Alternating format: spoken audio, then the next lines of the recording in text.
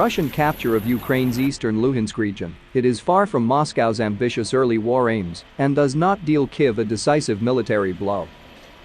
The Russian assault will now switch its focus to the rest of the Donbas industrial heartland, but Kyiv will find it easier to defend fortified positions in Donetsk region, and the battles that will shape the war's course still lie ahead, military analysts said. I think it's a tactical victory for Russia, but at an enormous cost within the context of redefined military goals, said Neil Melvin, a London-based RUSI think tank analyst. Russian President Vladimir Putin congratulated his troops on Monday for liberating Luhansk region, promising medals for heroism and saying that soldiers should get some rest.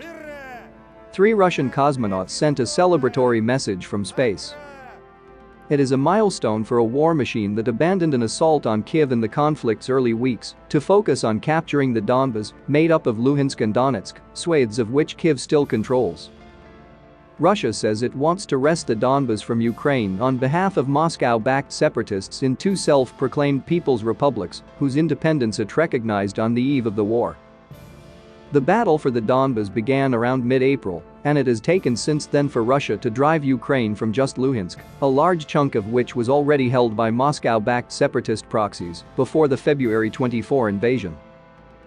The capture of Luhansk, is a redefined objective and a very small objective in a way. And Russia has put its full military force into achieving this goal, and still it has taken nearly 60 days, Melvin said. Russia's initial war aims went far beyond the Donbas and capturing Luhansk region, and likely included a change of government or at least altering ex-Soviet Ukraine's westward orientation, said Rob Lee of the US-based Foreign Policy Research Institute.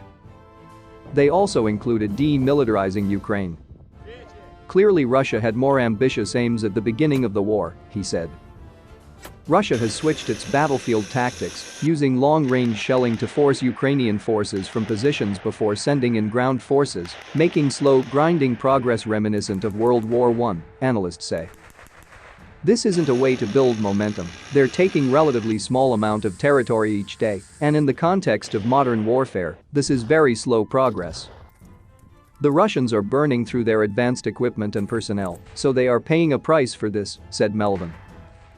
Ukraine's governor of Luhansk region told Reuters its capture after Ukraine withdrew from Lysychansk city was a painful loss, but that it had saved soldiers from being completely surrounded and pounded by artillery.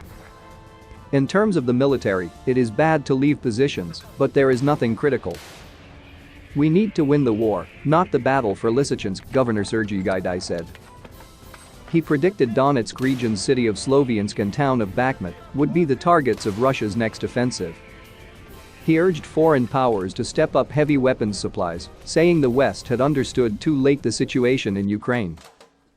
The invasion has killed thousands, displaced millions and flattened cities, particularly in Russian-speaking areas in the east and southeast of Ukraine.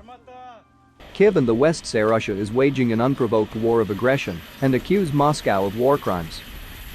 Moscow denies that and calls its actions a special military operation to degrade Ukraine's military, root out dangerous nationalists in power, and protect Russian speakers from Ukraine.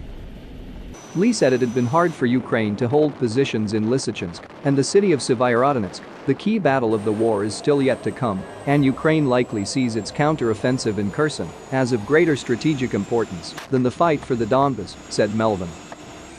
The battle in Donbas is not going to be the strategic battle for Ukraine, that battle is likely to take place in the south, he said. Another frontline stronghold that fell on June 25, both of which lay on Ukrainian-held land that jutted into Russian-held territory. Kyiv was unable to send heavy artillery and air defenses to cover its troops there because they would have been exposed, a disadvantage it will not have if a new defensive line takes shape near Sloviansk and nearby Kramatorsk, he said.